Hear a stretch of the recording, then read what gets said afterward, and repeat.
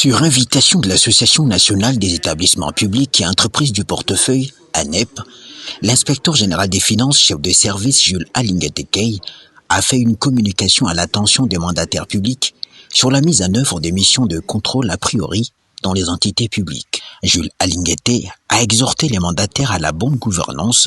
pour le redressement des entreprises et établissements publics tels que voulus par le président de la République, chef de l'État. Il a martelé que les missions de l'IGF visent à garantir la paix sociale par le paiement régulier des avantages des travailleurs, à veiller à ce que les avantages des mandataires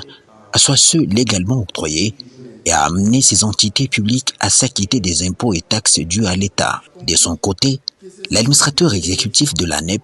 a présenté certaines préoccupations des mandataires publics. Nous saisissons cette occasion pour vous informer que dans nos échanges, organisés par la suite sur les termes de référence mis à la disposition des entreprises, quelques précisions nécessitent d'être apportées sur cette situation, dont notamment les comportements que doit adopter un mandataire si dans les 48 heures, les inspecteurs en mission dans son entreprise ne visent pas son plan de trésorerie. L'ayant religieusement suivi avec une attention soutenue,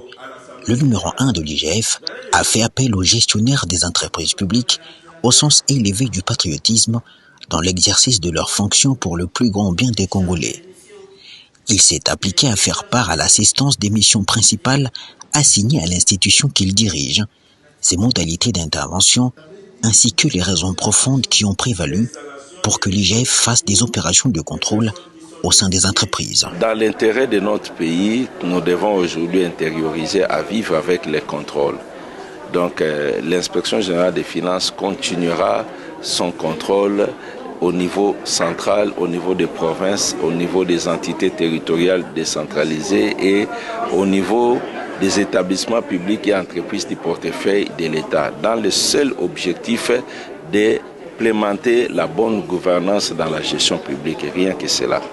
Visiblement satisfait des éclaircissements de l'inspecteur général de finances, chef des services, après les échanges qui se sont suivis,